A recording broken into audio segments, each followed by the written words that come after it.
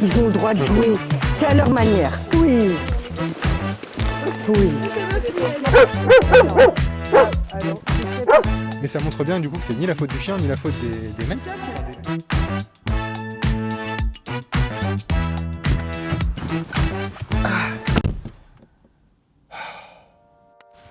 Il pleut.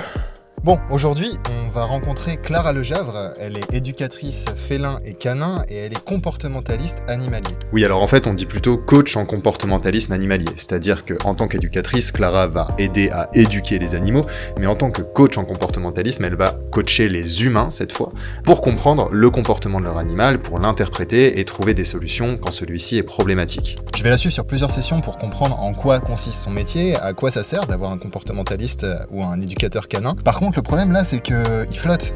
Et je crois qu'on va dans une forêt avec plein de chiens. Il n'est pas de volonté de crasseuse. Alors c'était un golden. Bah, de toute façon, on verra. Allez, let's go. Ok. Souvent, tes sessions, tu les fais en forêt, du coup? Ouais, en fait, l'endroit... Alors, j'ai mes spots. J'aime bien où on va aller parce que tu vois, on va être sur un grand chemin. C'est-à-dire que si on croise d'autres chiens ou des cavaliers, on a le temps de rappeler notre chien, de faire un rappel au pied. Ça fait un exercice. Ouais. C'est vraiment pouvoir gérer, anticiper. Ouais, c'est ça. Ok. Sur un collectif comme ça. Oh, mon fils, ça fait longtemps. Oh oui. Mais par contre, c'est vrai que la chatte... What's that? Brother. Donc là, on est dans un chemin de forêt avec toutes les personnes qui participent à cette session. Donc c'est un joyeux chaos. Tous les chiens se disent bonjour d'abord. Et au milieu de tout ça, Clara donne des conseils. Elle prend des nouvelles de chaque chien. Voilà, ok. Allez, on va promener. Hein? Bon, faut qu'il se fasse cadrer. Donc en fait, là, du coup, par exemple, pour ceux qui nous regarderaient, qui auraient un chien, toute race confondue, tu leur dis 2 heures de balade par jour minimum? Ouais. Même si c'est un bichon Oui, je dis ça. Après, voilà, si le chihuahua de 10 ans n'a qu'une demi-heure le matin, une demi-heure le soir, et que oui, forcément, un malinois adolescent a peut-être un petit peu plus, mais je pars du principe où je ne ferai pas de différence. Et je parle de 1 heure le matin, 1 heure le soir, en disant bien, par exemple, aux propriétaires de malinois ou de border collie, là, vous avez un chien de travail. Donc, si vous allez voir, mais peut-être voilà, allonger un petit peu les balades, etc. D'accord. Mais ouais, c'est tout le monde 1 heure le matin, 1 heure le soir. En dehors du territoire habituel du chien? Toujours. Le chien est un animal territorial. Son jardin, qu'il soit petit ou grand, il en connaît les moindres recoins, c'est sa litière. C'est ça. Le chien a besoin de déposer ses propres messages et de lire les messages de ses congénères. La plus que la dernière fois, elle était plus en mode pistage. Ouais. T'as vu, Jenny, hein? Ouais, là, elle est moins. Donc le travail du rappel avec Télia, dis-moi. Bien, le travail du rappel. Ouais. Du coup, elle a été blessée là. Ah bon? Elle avait un coussinet encore abîmé. Du coup, là, j'ai pu juste enlever sa petite botte, mais ça fait 8 jours. Tiens, donne-lui-en une à Télia, je pense qu'elle a besoin que tu la rassures. Télia. Voilà. T'as vu, elle a un petit peu peur de toi. Voilà. Hein, vous en fichez, vous qui pleut? Bon, ouais, on s'en fout total. Allez, la bave, et de la bave, et de la bave. Ouais, c'est clair. Alors c'était un golden. C'était. Voilà. Et là, il est au bout de... Et là, il est heureux, là.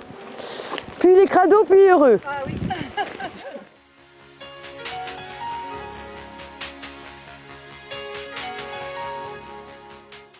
Tu dois vraiment avoir les yeux partout, Clara. En fait, ouais, je calcule un peu, j'essaye en tout cas. Ouais. Et puis c'est d'expliquer à chaque fois, quand les chiens ils ont des interactions entre eux, D'accord. d'expliquer que bon, alors ça c'est normal, c'est de la communication. Ouais. En fait, nous on va faire très attention à différencier qu'est-ce que de la communication, qu'est-ce que de l'agression et qu'est-ce qu'un trouble du comportement. Ah oui. Ces 3 choses-là sont différentes. C'est-à-dire que l'humain, quand il entend un chien grogner, c'est forcément « Oh, il est méchant, c'est négatif ». D'accord.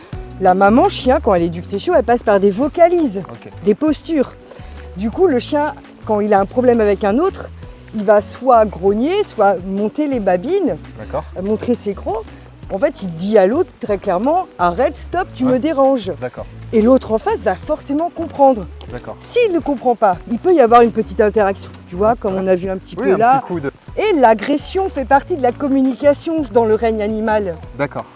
Et bien évidemment, trop loin, quoi. Voilà, bien évidemment, un chien qui veut s'attaquer à tous les autres chiens, là c'est un trouble du comportement, il faut remonter la cause et pourquoi, etc. Et là on va l'aider. Là on voit que tous sont sociaux, Ouais, clairement. mais ils ont le droit. Par exemple le yoga qui commence l'éducation canine, qui a été trouvé il n'y a pas longtemps, il avait été abandonné. D'accord. Donc là c'est grâce aux autres qu'il va comprendre, ah tiens j'abuse un petit peu, on m'a cadré, je ferai attention la prochaine fois. D'accord, d'où l'importance d'être en session groupe en fait. Session groupe et jeunes et plus âgés. Yumi! Tu l'attaches un petit peu parce que histoire de dire, voilà t'as été un peu loin. Yumi, viens ici. Là regarde elle est en train de pister. Hein. On arrive sur le chemin, tu vas pouvoir la redétacher. Et Yumi vit avec 2 chevaux. D'accord. Donc on a travaillé ça aussi, la relation chien-cheval, pour faire une bonne relation entre 2 espèces différentes. Nous en comportement on appelle le pairing, c'est d'associer des moments positifs en même temps sur les 2 espèces. D'accord. Et donc là la prochaine séance qu'on va faire, c'est donc Cusco. Cusco, il a une très bonne base d'éducation, il est très sociable, mais voilà, il y a des attitudes d'humain qu'il comprend et du coup il agit. Et les gens se sentent démunis et se sentent jugés et du coup c'est vraiment ça qu'on va travailler demain. Et il y a aussi un truc qu'il faut bien comprendre, c'est que certains chiens qui ont des troubles comportementaux, si on s'en occupe pas, si on les aide pas là-dedans, ça peut aller jusqu'à la séparation en fait entre l'humain et le séparation, et puis un chien que tu maîtrises pas, ça finit chien mordeur et chien euthanasié. Voilà, c'est ça. Donc en C'est fait, ça. c'est là où aussi ton travail, il a toujours du sens, mais là il a un sens vital parfois. Vraiment. Là-dessus. Bon, deuxième jour, deuxième session. Cette fois je suis venu en train et cette fois c'est pas la pluie, c'est le vent qui pose problème. Fucking windy. Mais bon, on va retrouver Clara donc à Béton. La séance va être complètement différente de celle qu'on vient de voir. Déjà parce qu'il n'y a qu'un seul chien et déjà parce que c'est un chien avec des besoins différents qui sont pas forcément de l'ordre de l'éducation. Allez, c'est parti.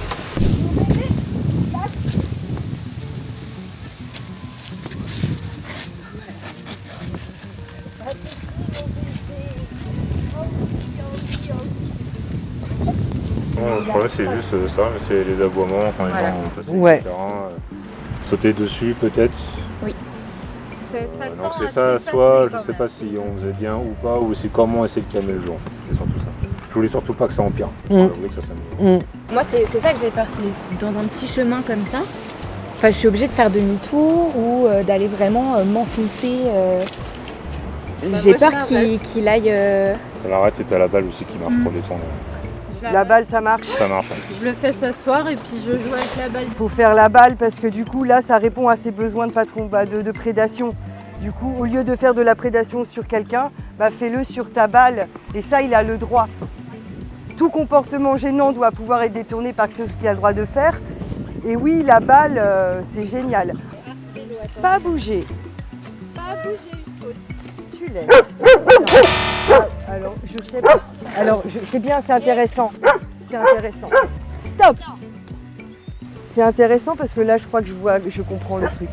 En fait, il était assis et je pense que si on n'avait rien dit, que le vélo se serait passé, en fait je pense, ouais je crois. On a recontrôlé le truc, on était 3 dessus, et moi, et du coup ça l'a fait réagir. En fait, le chien, vous lui avez appris plein de choses. Vous avez été dans plein d'environnements différents. Mais là, en fait, il est en train d'associer tout. L'environnement, les ordres, il est en train de tout comprendre. Mais là, de sa jeunesse, là, il est fougueux parce qu'il est jeune. Personne ne parte, quoi, qu'elle soit derrière nous. Oui, c'est bien, Loulou. Tu fais quoi? Ah, bah d'accord. Il les calcule même pas. Ce chien lui fait mentir. Super, mon gros. Ouais, c'est super. Du coup, bon, je le trouve pas mal. Tu veux sans jugement, je te le laisse un peu? Ouais, ça marche.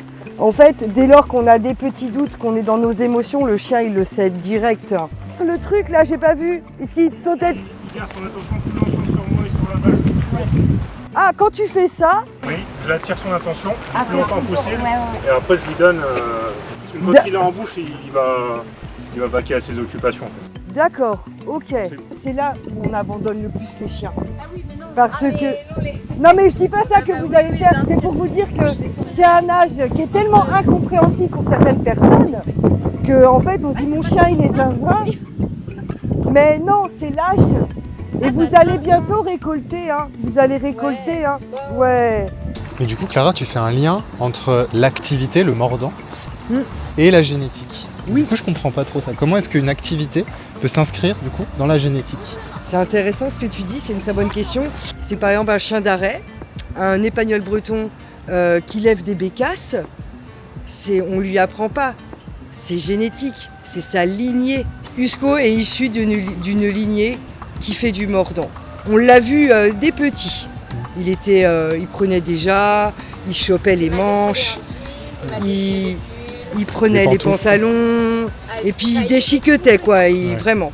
Donc on a banni toutes les activités de mordant, de jeu, de je te tire, tu prends, je te tire, tu prends. Et c'est dur parce que ça, quand on connaît pas, c'est une activité qu'on fait assez facilement, quoi. Oui, exactement. je me rappelle. On le faisait avec notre autre chien justement, donc on était là, vas-y, grogne, comme ça, parce qu'on avait l'habitude quoi.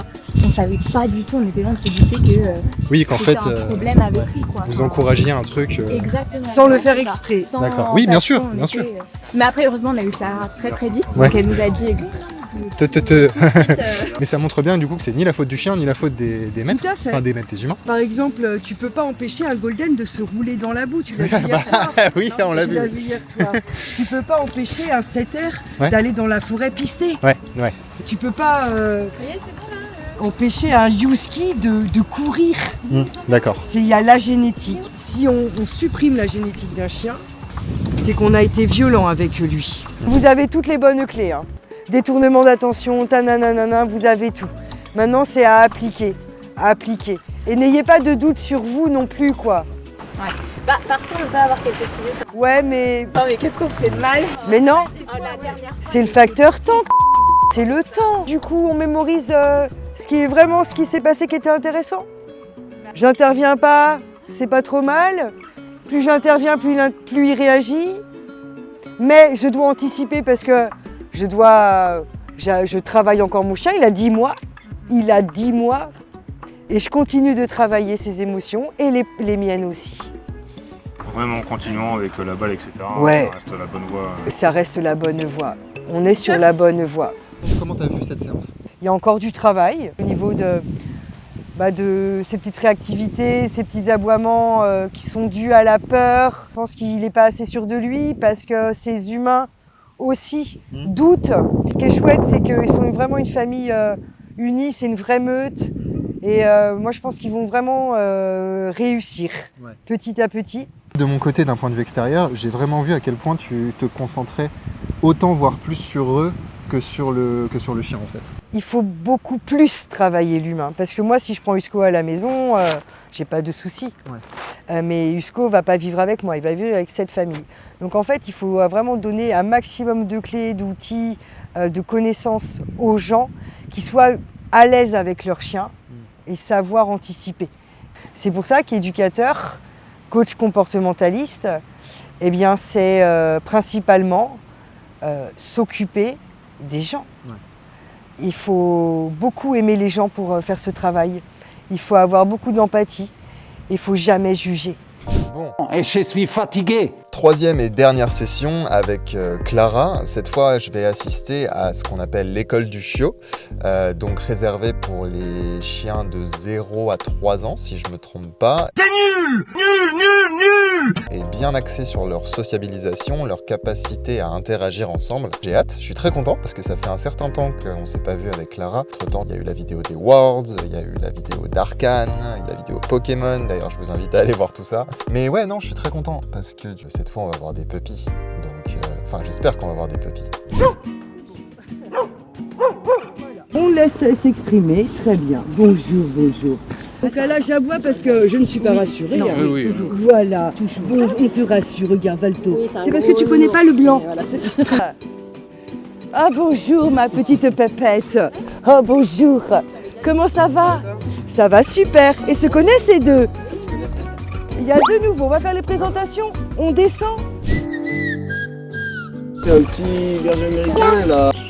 C'est plus un chiot en fait. Parce C'est une ado. Ouais. Elle a 5 mois, 6 mois. Buck, qui a eu 4 mois et 1 semaine. Un croisé border collie. Voilà, c'est parce que... Là, c'est parce qu'il est... Salut, ça farte. Il prend les informations et après il va être un peu plus joueur. Bravo, c'est berger blanc. Il y a au moins 5-6 races. Et qui a juste 4 mois. 4 mois. Donc un petit husky qui a 4 mois. 4 mois et demi de husky. C'est quoi l'objectif de l'école du chiot? Avant la puberté, on est dans la période d'imprégnation chez le chien. Et de faire des cours collectifs, ça va amener à ce que du coup le chien puisse considérer son congénère comme un ami pour toute sa vie en fait. D'accord. On mise tout sur la socialisation. Ok. Tu veux quoi mon petit chat?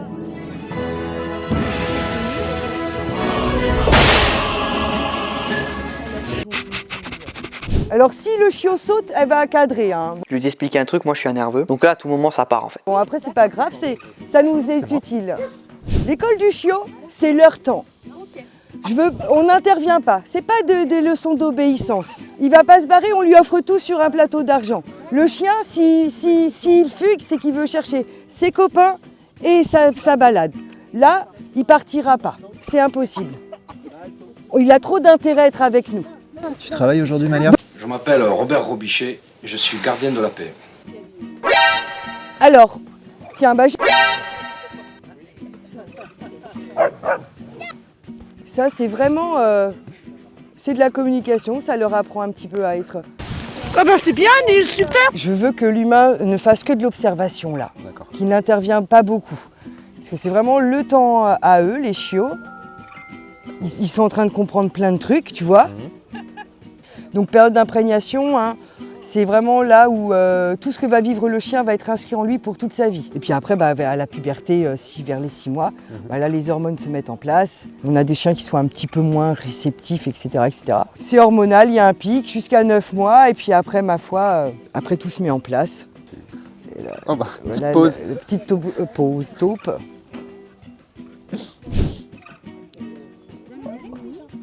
Allez, on se met sur genre un petit mètre comme ça de laisse et on fait une petite baladounette. Là, c'était une petite récréation. Et on va créer plusieurs petits temps comme ça. Pouf. Non, le chien n'est pas rassuré, on laisse.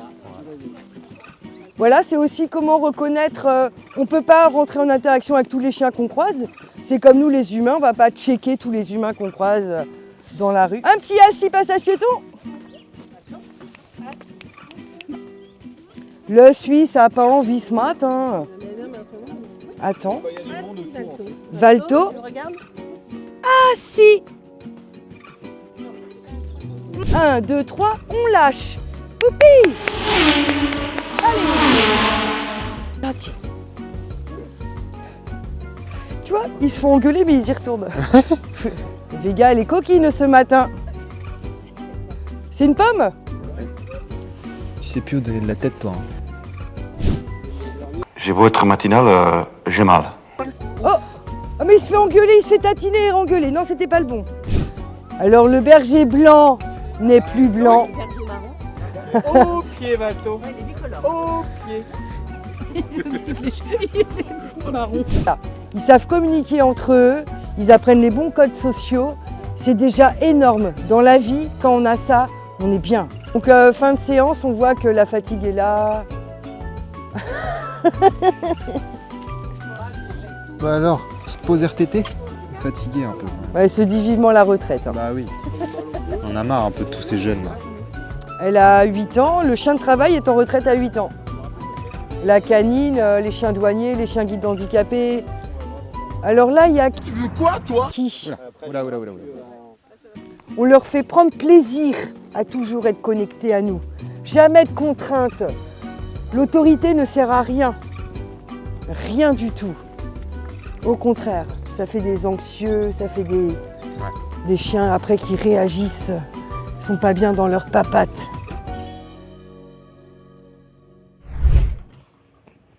Alors, avant de terminer la vidéo, je me suis dit que je ferais bien un petit point sur la conséquence principale d'un comportement incompris d'un animal par son maître ou d'une mauvaise relation entre les deux, l'abandon. À l'heure où je tourne ça, on est juste avant Noël, et en fait c'est encore une chose très commune en France d'offrir un animal pour cette période de l'année. Et alors, il n'y a pas de jugement, hein. Un petit chiot sous le sapin, ça fait toujours son petit effet.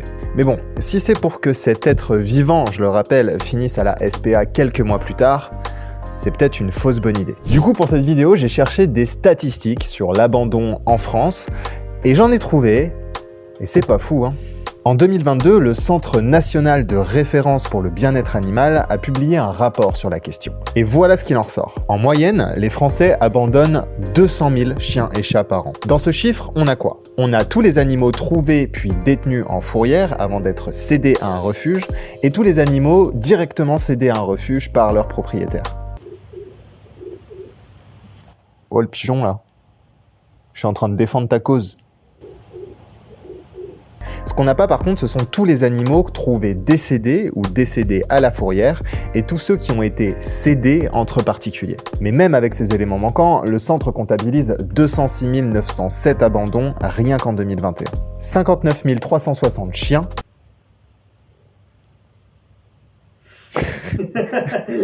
et 147 547 chats. Pareil, l'errance féline, vous savez, tous les chats errants qui se reproduisent entre eux, n'est pas considéré dans ces chiffres-là parce que c'est tout bonnement impossible. Et d'après les refuges, les propriétaires qui viennent céder leurs animaux de compagnie le font pour 3 grandes raisons. 1. La situation personnelle de l'humain.